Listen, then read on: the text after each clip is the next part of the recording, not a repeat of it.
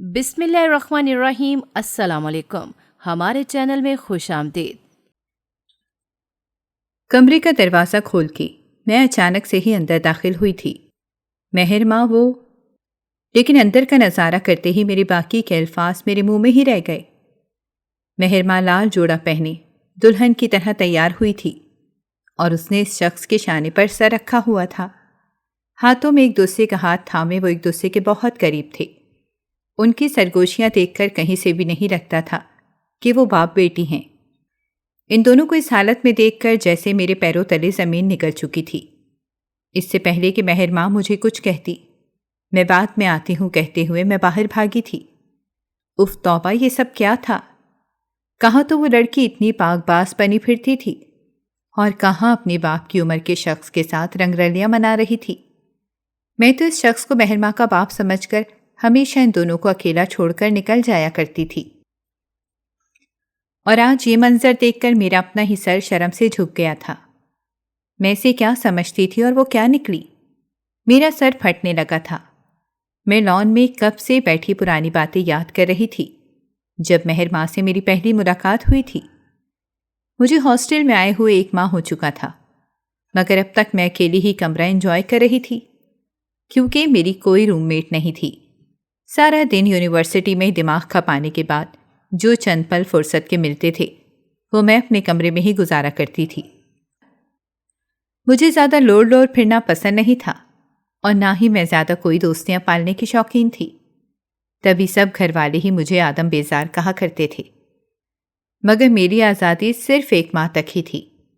اگلے ماہ ہاسٹل میں اچانک ایک لڑکی میرے کمرے میں داخل ہوئی۔ اسے دیکھ کر میں مبہوت ہو چکی تھی۔ وہ اتنی حسین تھی کہ اس سے نظر اٹھانا مشکل ہو گیا تھا۔ السلام علیکم، اس نے مسکرا کر کہا اور کمرے کا جائزہ لینے لگی جو ہر لحاظ سے بکھرا ہوا تھا، کیونکہ مجھے صفائی کا کوئی خاص شوق نہیں تھا اور نہ ہی فرصت۔ میں نے اس کے سلام کے جواب میں الٹا سوال کیا، آپ کون؟ میں آپ کی روم میٹ مہر ماں، اس نے مسکرا کر جواب دیا اور اپنا بیگ نیچے رکھا۔ میرا سارا موڈ غارت ہو کے رہ گیا تھا۔ کیا مصیبت تھی، اب اس کو بھی برداشت کرنا پڑے گا۔ میں نے اس سے مل کے کسی خوشی کا اظہار کرنا ضروری نہیں سمجھا اور اپنی کتابوں میں سر گھسا لیا۔ وہ لڑکی آتے ہی صفائی میں جت گئی تھی۔ کچھ ہی دیر میں اس نے آدھا کمرہ چمکا دیا تھا جو اس کی سائڈ پہ تھا۔ وہ صاف تھا اور جو گند تھا سب میری طرف تھا کیونکہ وہ سارا سامان میرا ہی تھا۔ میں حیرت انگیز نظروں سے کبھی کمرے کو اور کبھی اسے دیکھے جا رہی تھی، لیکن پھر کچھ ہی دنوں میں مجھے اس کی عادت سی ہو گئی۔ وہ بہت اچھی باکردار لڑکی تھی، بلا شبہ وہ حسن کا پیکر تھی، لیکن آج تک اس نے کبھی کسی لڑکے کی جانب آنکھ تک اٹھا کے نہیں دیکھا تھا۔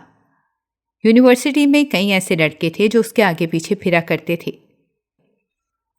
ایک لڑکے نے مجھے یہ تک کہہ دیا تھا کہ پلیز ایک بار مہر ماں سے کہیں مجھ سے ملاقات کر لیں، میں ان کو بہت پسند کرتا ہوں، وغیرہ وغیرہ۔ وہ لڑکا میری اتنی جان کھا گیا تھا کہ ایک دن میں نے مہر ماں سے کہہ دیا، یار یہ اپنے عاشقوں کی ٹولی کو خود ہی سنبھالو، ہاں کرو یا نہ، بس میری جان چھڑواؤ۔ میرے ان الفاظ کو سن کے وہ حیرت سے مجھے دیکھنے لگی تھی۔ جب میں نے اسے پوری بات بتائی تو اس کا چہرہ سپاٹ ہو چکا تھا۔ دیکھو فروا، مجھے ان لڑکوں سے کوئی غرض نہیں، بہتر ہوگا کہ آئندہ تم بھی ان کے لفنگوں سے دور رہو۔ ایسے لوگوں کی وجہ سے ہی والدین اپنی بچیاں کالج یونیورسٹی میں بھیجنے سے کتراتے ہیں اور کئی لڑکیاں تعلیم سے محروم ہو جاتی ہیں۔ اس کی بات سن کر مجھے بہت اچھا لگا تھا۔ تب سے میں اس کی بہت زیادہ رسپیکٹ کرنے لگی تھی۔ اس سے ملنے کو ہر ویکنڈ پر اس کے والد آیا کرتے تھے۔ وہ ہاسٹل کے روم میں نہیں آتے تھے بلکہ مہر ماں کو گھر لے جایا کرتے تھے اور پھر پیر والی صبح اس کو چھوڑ جاتے تھے۔ آج پہلی بار وہ ہفتے کے بیچ میں آئے تھے تو ان کو اکیلا چھوڑ کر میں لان میں چلی گئی تھی، مگر جیسے ہی میں ان دونوں کو ایسی حالت میں دیکھا تو تب سے میرا کمرے میں جانے کا دل نہیں کر رہا تھا، مگر مجبوراً مجھے جانا ہی پڑا۔ وہ شرمندہ سی اپنے بیڈ پر بیٹھی تھی۔ میں نے اس جانب دیکھنے سے گریز کیا اور اپنی کتابیں کھول لیں۔ تبھی وہ میرے قریب آئی۔ دیکھو فروا، تم جو سوچ رہی ہو ویسا نہیں ہے۔ میں نے اسے ناگواری سے دیکھا اور خاموش رہی۔ مجھے تمہیں سب سچ بتا دینا چاہیے تھا، اور آج میں تمہیں ساری حقیقت بتانا چاہتی ہوں۔ وہ بولنے لگی اور میں نہ چاہتے ہوئے بھی سننے لگی۔ میرا تعلق پنجاب کے ایک چھوٹے سے شہر سے ہے۔ میں اپنے والدین اور بہن بھائیوں کے ساتھ پشتی گھر میں رہائش پذیر تھی۔ میرا ایک بھائی اور 2 بہنیں۔ میرے والدین دونوں ہی سرکاری اسکول میں بطور استاد پڑھاتے تھے۔ میں اپنے والدین کی سب سے بڑی اولاد ہوں، جس کی بنا پر میری بات کو خوب اہمیت دی جاتی تھی۔ میرا کہا مانا جاتا تھا۔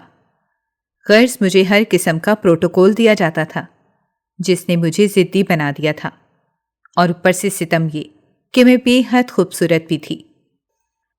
جو بھی مجھے ایک بار دیکھتا، دوسری بار بھی دیکھنے کی ضرور خواہش رکھتا تھا۔ کچھ میرے والدین کے زاویے نے اور کچھ میری خوبصورتی نے مجھے گھمنڈی اور بدتمیز بنا دیا تھا۔ میں گھر کا کوئی بھی کام کرنے میں بہت بہانے بناتی تھی۔ اماں اس لیے بھی زیادہ کام کاج کا نہیں کہتی تھیں کہ میں ایک ذہین طلبہ تھی۔ اسکول تک پڑھائی میں نے اپنے باقی بہن بھائیوں کی طرح والدین کی زیر نگرانی میں کی تھی۔ میٹرک کا رزلٹ آیا، جس میں نے شاندار نمبروں سے کامیابی حاصل کی تھی۔ میں بے حد خوش تھی، کیونکہ اب میرا دیر پا خواب مکمل ہونے جا رہا تھا۔ میں نے کالج میں ایڈمیشن کے لیے پرائیویٹ کو ایجوکیشن کالج کا انتخاب کیا، اگرچہ ہمارے گھر میں زیادہ مذہبی فضا قائم نہیں تھی، لیکن میری پرائیویٹ کو ایجوکیشن کالج میں جانے کی ضد پر میرے والدین نے مجھے صاف الفاظ میں منع کر دیا۔ ایک تو اس کالج کے اخراجات وہ برداشت نہیں کر سکتے تھے، دوسرا ابا کو یہ ہرگز گوارا نہیں تھا کہ میں کیسے پرائیویٹ کو ایجوکیشن کالج میں اپنی آگے کی پڑھائی کروں، جہاں لڑکے بھی لڑکیوں کے ساتھ پڑھتے ہوں۔ ابا نے بہت سی گورنمنٹ کالجز میں داخلے کی بات کی، جو تعلیم کے لحاظ سے اس پرائیویٹ کالج سے کئی گنا اچھے تھے، لیکن میں اپنی ضد پر اڑی رہی۔ میں نے گھر میں سب سے بات کرنا چھوڑ دی تھی اور زیادہ تر وقت اپنے کمرے میں ہی گزارتی تھی، لیکن ابا کو جب اس کا کوئی اثر نہ ہوا تو میں نے کھانا پینا چھوڑ دیا۔ 3 دن مسلسل کچھ بھی نہ کھانے سے میری طبیعت بگڑ گئی اور مجھے اسپتال لے جایا گیا۔ ابا مجھ سے بہت پیار کرتے تھے، اس لیے میری یہ حالت وہ نہ دیکھ سکے اور آخرکار مجھے اس پرائیویٹ کو ایجوکیشن کالج میں پڑھنے کی رضامندی دے دی۔ بالآخر میں اپنے پسندیدہ کالج میں داخلہ حاصل کرنے میں کامیاب رہی۔ میں جب پہلے دن کالج پہنچی تو بے حد خوش تھی۔ آہستہ آہستہ وہاں کا لائف سٹائل مجھے بہت اٹریکٹ کرنے لگا۔ میں وہاں کے ماحول میں آہستہ آہستہ ڈھلنے لگی اور مجھے اس بات کی بھینک تک نہ لگ سکی۔ میں خوبصورت تو ہمیشہ سے ہی تھی، سادگی میں بھی لوگ مجھے دوسری بار مڑ کر ضرور دیکھتے تھے، لیکن اب میں باقاعدہ بناؤ سنگھار کرنے لگی تھی اور اپنی خوبصورتی کو وہاں آنے والی لڑکیوں کی طرح مزید ابھارنے کے لیے اور مزید دلکش لگنے کے لیے میک اپ کی ایک ہلکی تہ اپنے چہرے پر سجانے لگی۔ ایک دن جب میں میک اپ کر رہی تھی تو اماں نے مجھے ایسے دیکھ لیا۔ وہ پریشانی سے کبھی مجھے دیکھتی اور کبھی میرے ہاتھ میں پکڑی آئی شیڈ پیلٹ کو۔ اماں یہ سب دیکھنے کے بعد مجھ سے سختی سے باز پرس کی، جس پر میں نے انہیں بتایا کہ وہاں پہ سب ایسے ہی آتے ہیں۔ اماں میری بات سن کر اپنا سر پکڑ کر بیٹھ گئیں۔ مجھے وہ اب ہر وقت سمجھانے لگیں، لیکن میں ہمیشہ ایک کان سے سن کر دوسرے کان سے نکال دیتی۔ اس سب میں جو ایک چیز میرے حق میں بہتر رہی وہ میری پڑھائی کی بہترین کارکردگی تھی۔ میں نے ان سب چیزوں کو کبھی بھی اپنی پڑھائی پر اثر انداز نہیں ہونے دیا تھا۔ خیر، دن گزرتے رہے اور میں ہر گزرتے دن کے ساتھ مزید تبدیل ہونے لگی، لیکن پڑھائی میں پہلے جیسی محنت سے ہی کرتی تھی۔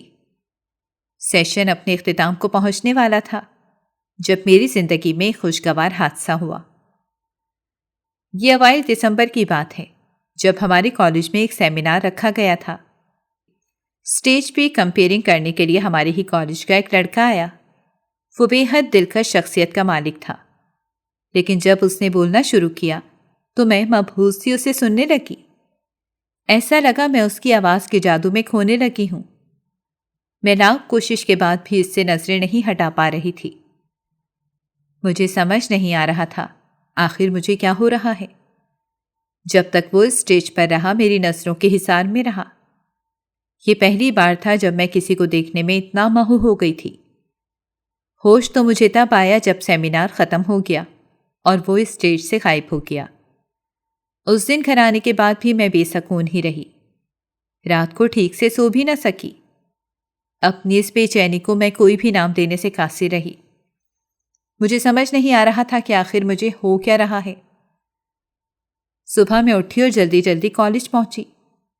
میری متلاشی نگاہیں سے ڈھونڈ رہی تھیں، لیکن وہ مجھے کہیں نہ ملا۔ ایسا کئی دنوں تک چلتا رہا، لیکن جب وہ مجھے کہیں نہ ملا تو میں مایوس ہو کر ایک بار پھر اپنی نارمل روٹین کی طرف آنے لگی۔ انہی دنوں میرا فرسٹ ایئر کا رزلٹ آیا، جس میں نے ضلع بھر میں ٹاپ کیا تھا، جس کی خوشی میں کالج کی انتظامیہ نے ایک تقریب منعقد کی۔ اس تقریب کا میزبان وہی لڑکا تھا۔ اسے اتنے دنوں بعد اپنے سامنے دیکھ کر میں بے حد خوش ہوئی، اور تب تو میری خوشی کی کوئی انتہا نہ رہی جب مجھے معلوم پڑا کہ ایک سوال جواب کا ہلکا پھلکا سا سیشن بھی رکھا گیا ہے، جہاں اس کے روبرو بیٹھ کر ڈائریکٹ اس سے بات کی جائے گی۔ اب میں بلانا چاہوں گا ہماری حالیہ ٹاپر مس مہرماں اکبر کو۔ اس کے منہ سے اپنا نام سننا مجھے مبہوت سا کر رہا تھا۔ میں اسٹیج پہ اس کے سامنے بیٹھ گئی۔ وہ اپنے سیشن کا آغاز کر چکا تھا۔ میں بات کو جتنا ہو سکتا طول دیتی، شاید میری اس حرکت کو وہ بھی نوٹ کر چکا تھا۔ خیر، باتوں ہی باتوں میں فنکشن اپنے اختتام کو پہنچا اور میں ہواؤں میں اڑتی اڑتی گھر واپس آ گئی۔ فنکشن کے بعد میں نے اسے ایک بار پھر سے غائب پایا تھا۔ اس بار میں نے بھی اس کی زیادہ پرواہ نہیں کی، لیکن 2 دن بعد جب میں لائبریری کی طرف جا رہی تھی تو مجھے میرے نام سے پکارا گیا۔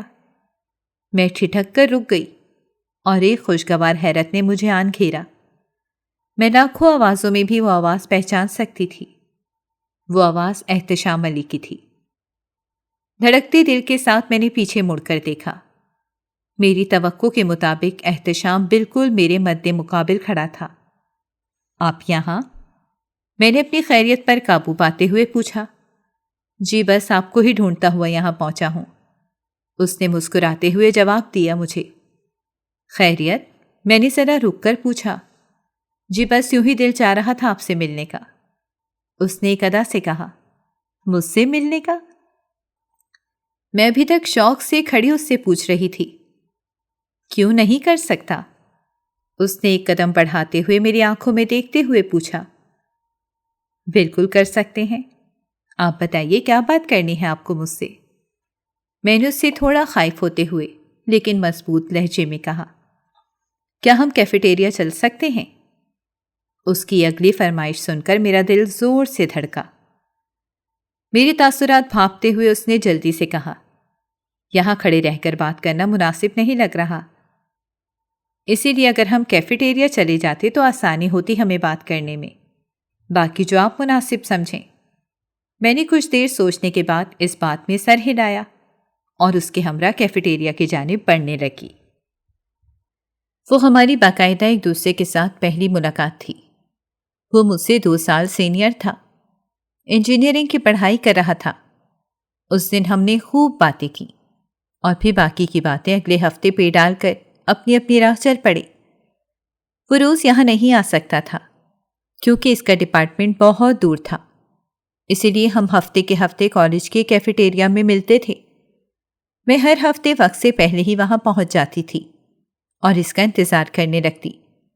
میں پہلے ہی اس کی اسیر ہو چکی تھی، لیکن وہ مجھے اپنی باتوں سے مزید اپنا دیوانہ بناتا چلا گیا۔ ہم ہفتے میں 2 بار ملنے لگے، پھر 3 بار اور پھر تقریباً روز۔ دھیرے دھیرے ہم نے ایک دوسرے کے ساتھ اپنے نمبر ایکسچینج کیے۔ اب گھر آنے کے بعد بھی ہم ایک دوسرے سے باتیں ہی کرتے رہتے۔ یہ باتیں پہلے میسیجز پہ ہوتی تھیں اور پھر لمبی لمبی کالز پر۔ ایسا لگتا تھا جیسے زندگی میں رونق بھر دی گئی ہو۔ میں بہت خوش تھی جب ایک دن اس نے کال کر کے مجھے ایمرجنسی میں کیفیٹیریا بلایا۔ میں پریشان ہو گئی تھی احتشام کے یوں اچانک بلانے پر۔ میں وہاں بیٹھی ہوئی اس کا انتظار کر رہی تھی جب احتشام مجھے سامنے سے آتا دکھائی دیا۔ جب میری نگاہ اس سے پلٹنا ہی بھول گئی تھی، وہ آج کچھ زیادہ ہی پیارا لگ رہا تھا۔ بلو پینٹ، وائٹ شرٹ اور آنکھوں پر بلیک گلاسز لگائے وہ سیدھا میرے دل میں اتر رہا تھا۔ قریب آتے ہی اس نے مسکرا کر مجھے گریٹ کیا۔ اس نے کال پہ مجھے جس پریشان حال آواز میں مجھ سے بات کی تھی وہ پریشانی اب اس کی آواز میں کہیں بھی محسوس نہیں ہو رہی تھی۔ احتشام، سب ٹھیک ہے نا؟ تم نے اتنی جلدی اتنی ٹینشن میں مجھے بلایا تھا کہ میں ڈر ہی گئی تھی۔ تم ٹھیک ہو نا؟ میں نے اپنا ہاتھ اس کے ہاتھ پر رکھتے ہوئے پریشانی سے پوچھا۔ ہاں، میں بالکل ٹھیک ہوں، بس میں یہ جاننا چاہ رہا تھا کہ اگر میں کبھی تمہیں اس طرح بلاؤں تو کیا تم آؤ گی یا نہیں؟ اس نے مسکراتے ہوئے مجھے جواب دیا، تم بھی بالکل پاگل ہی ہو، تم بلاؤ اور میں نہ آؤں، ایسا بھلا ہو سکتا ہے؟ میں نے مصنوعی خفگی سے اس سے پوچھا۔ ہاں، اب تو بالکل نہیں ہو سکتا، تم نے ثابت جو کر دیا ہے۔ اچھا چھوڑو، یہ سب بتاؤ مجھے کیوں بلایا اتنی جلدی میں؟ میں اصل مدعے کی طرف آتی اس سے پوچھنے لگی۔ ہاں، سو مس مہرماں اکبر، کیا آپ میرے ساتھ تعمر قبول کرنا پسند کریں گی؟ اس نے اپنا ہاتھ میرے سامنے کرتے ہوئے مجھ سے پوچھا۔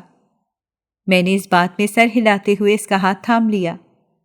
اس پر احتشام نے ایک نازک سی انگوٹھی اپنی جیب سے نکالی اور میرے بائیں ہاتھ کے رنگ فنگر میں پہنا دی اور نرمی سے میرے ہاتھ کی پشت کو چوم دیا۔ میں اس کے عمل پر شرما سی گئی تھی۔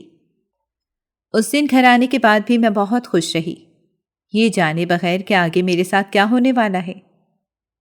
وقت اپنی رفتار سے گزر رہا تھا۔ میں اور احتشام اب روز باقاعدگی سے ملنے لگے تھے۔ ہماری محبت میں وقت گزرنے کے ساتھ اضافہ ہونے لگا تھا۔ یہ سال بھی اپنے اختتام کو پہنچنے والا تھا جب ایک دن ہم کالج کے بیرونی گیٹ کے پاس کھڑے ایک دوسرے سے باتیں کر رہے تھے، جب احتشام نے میرا ہاتھ اپنے لبوں سے ابھی لگایا ہی تھا کہ اچانک مجھے کسی نے پیچھے سے بازو سے پکڑ کر خود کی جانب کھینچا۔ جب میں نے خود کو کھینچنے والے کو دیکھا تو میرے اوزان خطا ہو گئے، کیونکہ مجھے کھینچنے والا کوئی اور نہیں، ابا تھے، جو آج مجھے کالج سے لینے آئے تھے، اور میں اس بات کو مکمل طور پر فراموش کر چکی تھی۔ ابا کو دیکھ کر احتشام بھی ایک دم سے پریشان ہو گیا تھا۔ اس سے پہلے کہ وہ کچھ کہتا، ابا نے خاموشی سے مجھے اپنے ساتھ بائک پر بٹھایا اور گھر کی طرف جانے لگے۔ تمام راستے میرے اور ابا کے درمیان ایک خاموشی کی دیوار بن چکی تھی۔ گھر آیا تو میں گھر کے اندر کی جانب بڑھ گئی، جبکہ ابا نے آتے ہی اماں سے کہہ دیا کہ آج کے بعد مہرماں کالج نہیں جائے گی۔ اماں کے پوچھنے پر ابا نے اماں کو سب بتا دیا۔ اماں نے ابا کی بات سن کر چپ سادھ لی۔ مجھ سے میرا موبائل لے لیا گیا تھا، میرا کالج جانا بند کر دیا گیا تھا، جبکہ 3 ماہ کے بعد میرے سالانہ امتحانات تھے۔ میں نے بہت واویلا مچایا، لیکن سب بیکار رہا۔ میری کسی بھی بات کا، کسی بھی حربے کا کسی پر بھی کوئی اثر نہیں ہوا۔ انہی دنوں گھر پر کچھ مہمان آئے، جن کے آنے کے بعد معلوم پڑا کہ وہ ابا کے دور کے جاننے والے ہیں اور میرے لیے اپنے بیٹے کا رشتہ لے کر آئے ہیں۔ یہ سب سنتے ہی میرے قدموں تلے زمین نکل گئی۔ میں نے ہر ممکن کوشش کی کہ میں احتشام سے رابطہ قائم کر سکوں، لیکن سب بیکار رہا۔ احتشام کا فون بند جا رہا تھا، اس کے علاوہ اس نے اپنے سوشل میڈیا اکاؤنٹ بھی بند کر دیے تھے۔ میری لاکھ کوششیں بھی اس سے رابطہ کروانے سے قاصر تھیں۔ بالآخر میں نے ہار مان لی اور ابا کے فیصلے پر سر خم کر لیا، لیکن اس شرط پر کہ ابا پہلے مجھے 2nd ایئر کے امتحان دینے دیں گے۔ کچھ تردد کے بعد ابا نے حامی بھر لی۔ میں بھی اپنی محبت کو بھول کر اپنی پڑھائی پر توجہ دینے لگی تاکہ اپنے والدین کو منا سکوں۔ کچھ اس بات کی بھی امید تھی کہ گھر سے باہر نکلوں گی تو شاید احتشام کے بارے میں کچھ معلوم کر سکوں یا پھر اس سے رابطہ قائم ہو سکے۔ امتحانات شروع ہوئے، ابا مجھے روز چھوڑنے اور لینے جاتے تھے۔ میرے امتحانات مکمل ہوئے اور میری شادی کی تیاریاں شروع کر دی گئیں۔ میں کچھ بھی نہ کر سکی اور خاموشی سے اپنی زندگی کے اس ناگوار لمحے کی خاموشی تماشائی بنی رہی۔ میری محبت کا احتشام نے یہ صلہ دیا تھا کہ ابا کو دیکھتے ہی وہ ایسے غائب ہوا تھا کہ بعد میں کوئی رابطہ ہی نہ رکھا۔ اس کی بے وفائی اور حالات کی ستم ظریفی تھی کہ میں ضامن علی کی دلہن بننے کو تیار ہو چکی تھی۔ میں نے ابھی تک ضامن کو دیکھنے کی کوشش نہیں کی تھی، کوئی خواہش ہی باقی نہیں رہی تھی۔ میرا دل بالکل ویران ہو چکا تھا۔ آخرکار وہ دن بھی آن پہنچا جب مجھے دلہن کی طرح سجایا گیا۔ وہ دن اگرچہ سب کے لیے خوشی کا دن تھا، لیکن میرے لیے کسی سوگ سے کم نہیں تھا۔ وہ وعدے جو میں نے احتشام سے کیے تھے اب مجھے پورے کرنے تھے، لیکن احتشام کے ساتھ نہیں بلکہ ضامین کے ساتھ۔ مجھے معلوم ہی نہ چلا کہ میں کب تیار ہوئی، کیسے ہال پہنچی، کب میرا نکاح ہوا، کب میری رخصتی ہوئی، اور میں اس پھولوں سے سجی سیج پر آ بیٹھی۔ رات کی تقریباً 11 بجے کا وقت تھا جب کمرے کا دروازہ کھلا اور ضامین اندر آئے۔ میں نے سر اٹھا کر ان کی طرف دیکھا تو مجھے شدید دھچکا لگا۔ اگرچہ وہ خوبصورت تھے، جاذب نظر تھے، لیکن عمر میں مجھ سے بہت بڑے تھے۔ دکھ کی ایک لہر میرے سینے میں اٹھی۔ کاش ایک بار ابا احتشام سے مل لیتے، لیکن اب ملال کرنے کا کوئی فائدہ نہیں تھا۔ ضامین نے السلام علیکم کہا اور میرے قریب آ بیٹھے۔ میں ٹھٹکی اور غور سے ان کا چہرہ دیکھنے لگی۔ ان کی آواز احتشام سے ملتی تھی، بلکہ اس سے بھی زیادہ اچھی تھی۔ وہ کیا باتیں کر رہے تھے میں سمجھنے سے قاصر تھی۔ میں تو بس ان میں اپنا احتشام ہی ڈھونڈتی رہ گئی۔ ہوش تو مجھے تب آیا جب انہوں نے میرا ہاتھ نرمی سے اپنے ہاتھ میں لیا اور ایک انگوٹھی بطور منہ دکھائی، میرے ہاتھ کی زینت بنا دی۔ پہلے میں نے حیرت سے اور پھر غصے سے دیکھا۔ وہ مسکراتے ہوئے میری جانب ہی دیکھ رہے تھے۔ جب اچانک میں اٹھی اور ان کے تحفے کو اتار کر سائڈ ٹیبل پر رکھا، وہ حیرانگی سے میری طرف دیکھنے لگے۔ مہرماں، کیا ہوا ہے آپ کو؟ ضامن مجھ سے پریشانی سے پوچھنے لگے۔ میں نے نگاہیں چرا کر بمشکل کہا، وہ میری طبیعت ٹھیک نہیں۔ اتنا بول کر میں اپنے ہاتھوں کی چوڑیاں بھی اتارنے لگی تاکہ ابھی جو میں نے انگوٹھی اتاری تھی وہ اس پہ زیادہ غور نہ کریں۔ وہ خاموشی سے کھڑے گہری نظروں سے مجھے دیکھتے رہے۔ میری بات سن کر ضامن نے مجھے میرے کندھوں سے پکڑ کر نرمی سے بیٹھ پر بٹھایا اور میری طرف مسکرا کر دیکھنے لگے۔ لگتا ہے میں آپ کو پسند نہیں آیا۔ چہرے پہ کوئی ملال نہیں تھا۔ میں نے حیرانگی سے ان کی طرف دیکھا۔ میں کوشش کر رہی تھی کہ یہ سب سچ نہیں ہو سکتا، لیکن ان کے سوال نے مجھے مبتلا حیرت کر دیا تھا۔ نہیں، ایسا کچھ نہیں ہے، میں اچانک سے بول پڑی، کیونکہ میں کسی کا دل نہیں دکھانا چاہتی تھی۔ چلیں جیسا بھی ہے، لیکن ایک بات کی میں آپ کو گارنٹی دیتا ہوں کہ میری طرف سے آپ کو کبھی بھی کوئی تکلیف نہیں ہوگی، کیونکہ آپ میری زندگی میں آنے والی وہ پہلی واحد لڑکی ہیں جس کو دیکھتے ہی میں محبت کر بیٹھا تھا، اپنا دل ہار بیٹھا تھا آپ پر۔ آپ مجھ سے محبت کریں یا نہ کریں، میں آپ سے کبھی محبت کے بدلے محبت کا مطالبہ نہیں کروں گا، لیکن صرف ایک چھوٹی سی درخواست ہے آپ سے۔ میرے ماں باپ کی عزت اپنے ماں باپ کی طرح کیجیے گا، اور جب آپ کا دل چاہے اس رشتے کو قبول کر لیجیے گا۔ میں تب تک آپ کا انتظار کروں گا۔ یہ کہتے ہی وہ میرے پاس سے اٹھے اور بیڈ سے تکیا اٹھایا اور سامنے صوفے پر رکھ دیا۔ الماری سے ایک چادر نکالی اور وہیں صوفے پر سونے کے لیے لیٹ گئے۔ رات بہت ہو چکی ہے، ایسا کیجیے آپ بھی چینج کر لیں اور آرام سے سو جائیں۔ میں اس انسان کے رویے پر بے حد حیران تھی۔ میری ساری بے رخی کے باوجود مجھ پر اتنی نرمی برت رہا ہے، آخر کیوں؟ مجھے اچانک سے احتشام یاد آیا۔ اس نے تو مجھے بتا کر جانے کی زحمت بھی گوارا نہیں کی تھی، اور نہ ہی رابطے کا کوئی ذریعہ چھوڑا میرے لیے۔ کچھ دن اس طرح گزرتے رہے۔ آخر کار مجھے گھر میں کام لگوانے کی رسم ادا کروانے کے لیے مجھ سے کچھ پکانے کا کہا گیا۔ مجھے کچھ آتا جاتا تو نہیں تھا پکانا، کیونکہ میں ایک لاڈلی بیٹی تھی اپنے والدین کی، جس پر اچانک ہی اس کے والدین نے ایک سخت فیصلہ مسلط کر دیا تھا، اور اب میں پریشانی سے کچن میں کھڑی تھی جب ضامن آئے اور انہوں نے میری پریشانی بھانپتے ہوئے مجھ سے پوچھا، کیا کوئی پریشانی ہے؟ میں نے پریشانی کے عالم میں نفی میں سر ہلایا۔ وہ میرے قریب آئے اور نرمی سے میرا ہاتھ پکڑا اور کہنے لگے، اگر کوئی پریشانی ہے تو مجھ سے بانٹ سکتی ہیں۔ میں نے ایک لمحے کے لیے ان کے چہرے کو دیکھا اور پھر آہستہ آواز میں اپنی پریشانی ان کے گوش گزر کر دی۔ انہیں بتایا کہ مجھے کھانے میں کچھ بھی نہیں بنانا آتا۔ اب میں یہ رسم کس طرح سے ادا کروں گی؟ انہوں نے میری طرف مسکراتے ہوئے دیکھا اور کہا، بس اتنی سی بات، یہ مسئلہ میں چٹکیوں میں حل کر دیتا ہوں۔ یہ کہتے ہی وہ اپنی ماں کے کمرے کی جانب چلے گئے۔ میں دھڑکتے دل کے ساتھ ان کا انتظار کرنے لگی۔ وہ باہر آئے اور مسکرانے لگے۔ اب کوئی ٹینشن کی بات نہیں ہے، میں نے امی کو منا لیا ہے، اب آپ کو کوئی کام کرنے کی ضرورت نہیں پڑے گی، ابھی باہر سے ارینج کر لیں گے سب۔ اور دوسرے دن ہی گھر میں کام والی کا انتظام کر دیا گیا تھا، جو ہر کام کے ساتھ ساتھ کھانا بھی بناتی تھی۔ میں نے ایک سکھ کا سانس لیا اور مسکراتے ہوئے ان کا شکریہ ادا کیا۔ وقت یوں ہی گزرنے لگا، ہم میں بات نہیں ہوتی تھی، لیکن ہم میں کوئی اختلاف بھی نہیں تھا۔ ہم دونوں کمرے میں موجود ہوتے تو ایسے لگتا جیسے دو اجنبی ہیں جو ضرورت کے تحت ایک دوسرے سے بات کرتے ہیں۔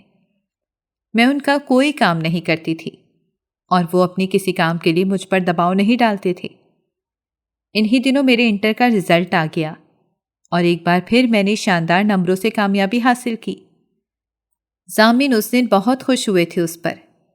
میں نے انہیں بتایا کہ میں آگے پڑھنا چاہتی ہوں، جس پر انہوں نے میری حوصلہ افزائی کی اور کہا کہ بتائیں آپ مجھ سے کیا چاہتی ہیں۔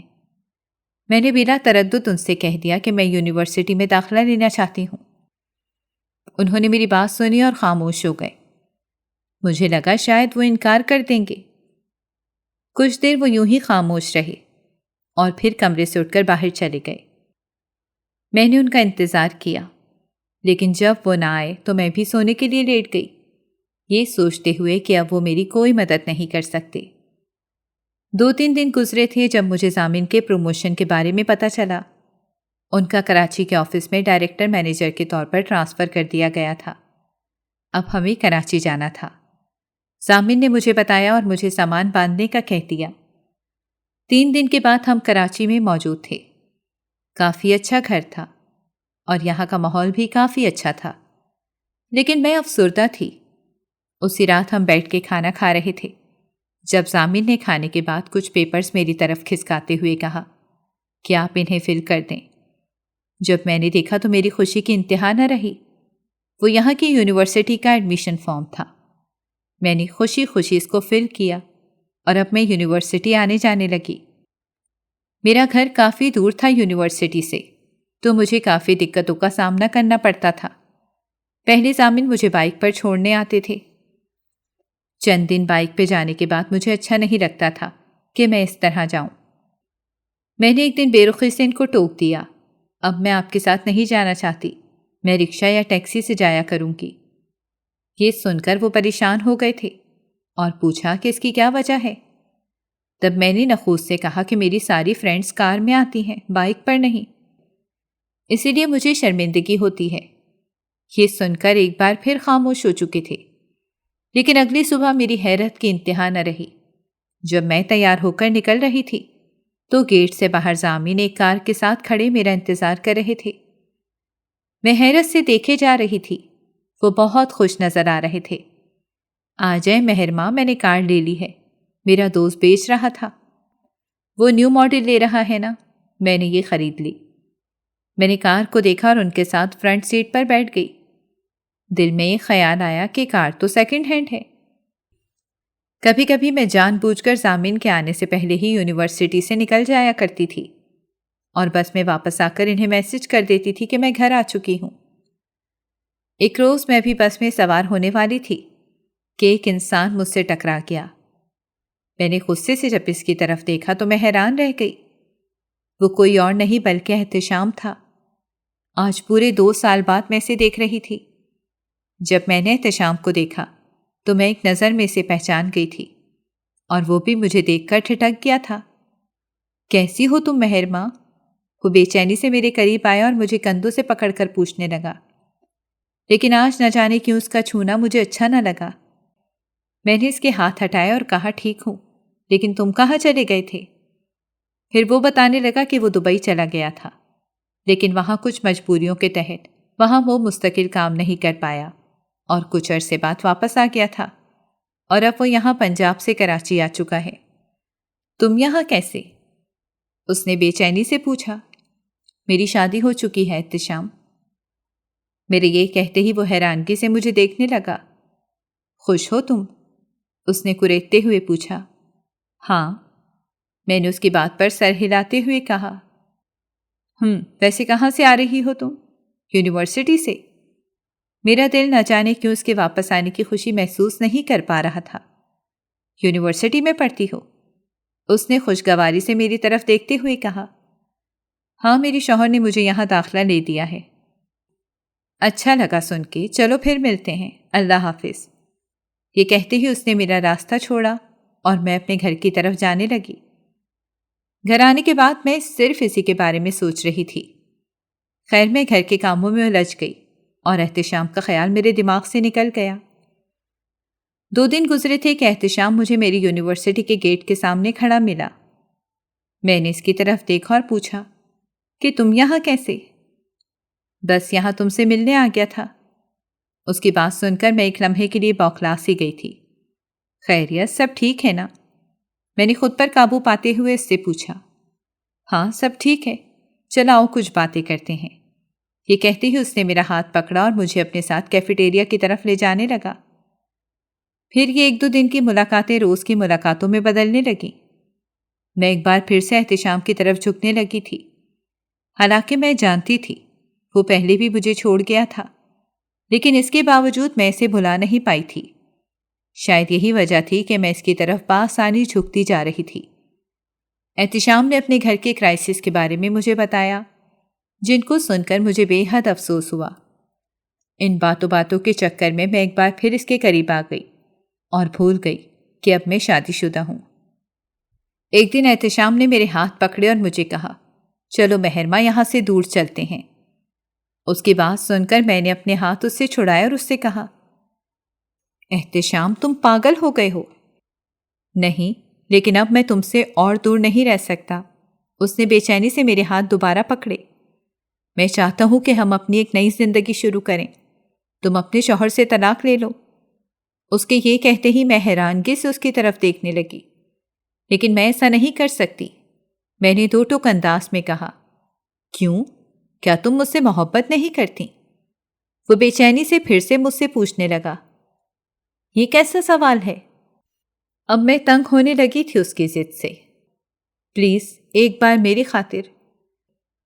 اس نے بہت منت سماجت کی میری، اور اس کی بات پر میں بھی سوچنے کے لیے مجبور ہو گئی۔ آخرکار ایک دن میں نے فیصلہ کیا اور میں پھر سے اس کی محبت میں مبتلا ہو گئی تھی، اور اب مجھے اس کے ساتھ جانے سے کوئی روک نہیں سکتا تھا۔ میں صبح منہ اندھیرے اٹھی۔ میں نے دیکھا گھر میں تمام لوگ سو رہے تھے۔ میں نے کاغذ لیا اور اس پر لکھا کہ آپ سے میری شادی میری مرضی کے خلاف ہوئی تھی۔ میں آپ کے ساتھ زندگی نہیں گزارنا چاہتی۔ شادی سے پہلے میرا ایک ماضی تھا، اور اب وہ ماضی دوبارہ لوٹ آیا ہے۔ میں اس کے ساتھ بہتر زندگی گزار سکتی ہوں، اسی لیے مجھے ڈھونڈنے کی کوشش مت کیجیے گا۔ میں آپ کے احسانات کبھی بھول نہیں پاؤں گی، لیکن اب میں آپ کے ساتھ مزید نہیں رہ سکتی۔ آپ کا دیا ہوا سارا زیور اور پیسے لے کر جا رہی ہوں اپنی نئی زندگی شروع کرنے کے لیے۔ ہو سکے تو مجھے معاف کر دیجیے گا۔ میں نے یہ نوٹ ضامن کے فون کے نیچے رکھا، اپنا ضروری سامان لیا اور تمام زیورات اور تمام پیسے بیگ میں ڈال کر اپنی منزل کی طرف رواں تواں ہو گئی۔ صبح اٹھنے پر جب ضامن نے وہ نوٹ دیکھا تو ایک لمحے کے لیے تو ان کے سر پر آسمان گر پڑا۔ وہ مجھے ڈھونڈنے نکلے۔ میری ساس نے میرے بارے میں پوچھا تو انہوں نے کہا کہ وہ کسی کام سے باہر گئی ہے۔ انہوں نے مجھے اس پورا دن خوب تلاش کیا، لیکن میں ٹرین کے پلیٹ فارم پر بیٹھی احتشام کا انتظار کر رہی تھی۔ کچھ دیر کے بعد مجھے احتشام آتا دکھائی دیا۔ میں اس کی طرف دیکھ کر مسکرانے لگی۔ اس نے ٹرین کی 2 ٹکٹ خریدی اور مجھے پکڑاتے ہوئے مجھ سے پوچھنے لگا، یقیناً تم نے کچھ کھایا نہیں ہوگا، میں تمہارے لیے کچھ لے کر آتا ہوں۔ یہ کہتے ہی اس نے بیگ اٹھا لیا۔ یہ بیگ کہاں لے جا رہے ہو؟ میں نے حیرانگی سے اس کی طرف دیکھا۔ ارے، تم یہاں اتنے ہجوم میں اکیلی ہوگی تو اگر کوئی سے چرا لے گیا تو نقصان تو ہمارا ہی ہوگا نا۔ ویسے تم زیورات اور پیسے وغیرہ تو لائی ہو نا؟ اس کی بات پر میں نے ہاں میں سر ہلایا، اور اس کی حفاظت میں یہ بیگ دیتے ہی میں سکون سے بیٹھ گئی۔ وہ ٹرین سے اترا اور چلا گیا۔ 1 گھنٹہ ہو گیا تھا اور ٹرین اب چلنے والی تھی۔ جب میں نے دیکھا کہ وہ نہیں آیا تو میں پریشان ہو گئی۔ ٹرین اب آہستہ آہستہ چلنے لگی تھی۔ میں جلدی سے ٹرین سے اتر گئی۔ مجھے پریشانی ہو رہی تھی کہ اس کے ساتھ کوئی حادثہ نہ ہو گیا ہو، مگر اس کا فون بھی بند جا رہا تھا۔ میں نے اس کو پورے پلیٹ فارم پر ڈھونڈا، لیکن وہ کہیں نہیں تھا۔ تب میں پاگلوں کی طرح بھاگ رہی تھی، لیکن وہ کہیں نہیں ملا۔ اس دوران صبح سے شام کب ہو گئی مجھے معلوم ہی نہیں چلا۔ لوگ آئے اور چلے گئے، میں وہیں پلیٹ فارم پر بیٹھی اس کا انتظار کرتی رہی، اور جب رات کی تاریکی بڑھنے لگی تو مجھے ہوش آیا۔ میں نے دیکھا کہ دور سے کچھ لڑکے میری طرف آ رہے ہیں اور طرح طرح کی آوازیں کس رہے ہیں۔ میں عزت کے کھونے کے ڈر سے اٹھی اور باہر کی طرف بھاگنے لگی۔ جہاں بھی جا رہی تھی لوگوں کی نظریں میرے جسم کے آر پار ہو رہی تھیں۔ جانے وہ مجھے کیسی لڑکی سمجھ رہے تھے۔ اف، کاش کہ میں مر جاتی، مگر یہ سب نہ ہوتا میرے ساتھ۔ اب میں کیا منہ دکھاؤں گی سب کو؟ آخرکار میں نے گھر جانے کا فیصلہ کیا اور دل پہ پتھر رکھ کر اپنے آنسو صاف کیا اور گھر کی طرف بڑھنے لگی۔ مجھے نہیں معلوم تھا کہ ضامن میرے ساتھ اب کیا سلوک کریں گے۔ کیا وہ مجھے اپنے گھر میں رکھنا بھی پسند کریں گے؟ یہ خیالات مجھے بے چین کر رہے تھے، مگر اس وقت مجھے چار دیواری کی سخت ضرورت تھی۔ چاہے وہ کتنا بھی برا بھلا کہہ لیں، مگر میں لوگوں کی بے باک نگاہوں کا مقابلہ نہیں کر پا رہی تھی۔ چلتے چلتے میرے پیر شل ہو چکے تھے۔ میں گھر پہنچ گئی تھی۔ میں نے دیکھا کہ ابھی گیٹ کھلا تھا۔ ضامن کار سے اتر رہے تھے۔ ان کے قدم نہیں اٹھ رہے تھے اندر کی جانب۔ میں جلدی سے اندر گئی اور کونے میں چھپ کر کھڑی ہو گئی۔ کم از کم آج رات اپنے گھر کے لان میں ہی عزت سے گزار لوں گی، یہ سوچ کر میں چھپ گئی تھی۔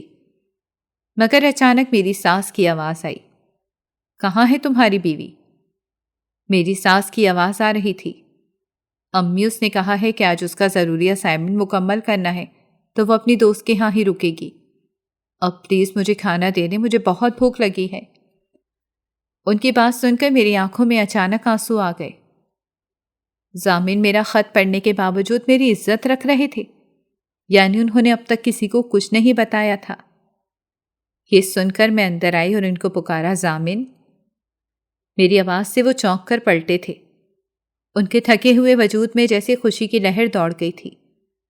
میری ساس نے اچانک کہا، لو وہ تو آ گئی، تم تو کہہ رہے تھے رات رکے گی۔ ضامن نے نارمل ہو کر مجھ سے سوال کیا، آپ واپس کیسے آئی مہر ماں؟ آپ نے تو کہا تھا کہ وہیں رکیں گی۔ ان کے سوال پر میں نے سر جھکا کر کہا، نیند نہیں آ رہی تھی، اور یہ کہتے ہوئے میں کمرے کی جانب بڑھتی گئی۔ وہ میری عزت رکھ رہے تھے، اب مجھے بھی ان کا مان رکھنا تھا، ان کی ماں کے سامنے۔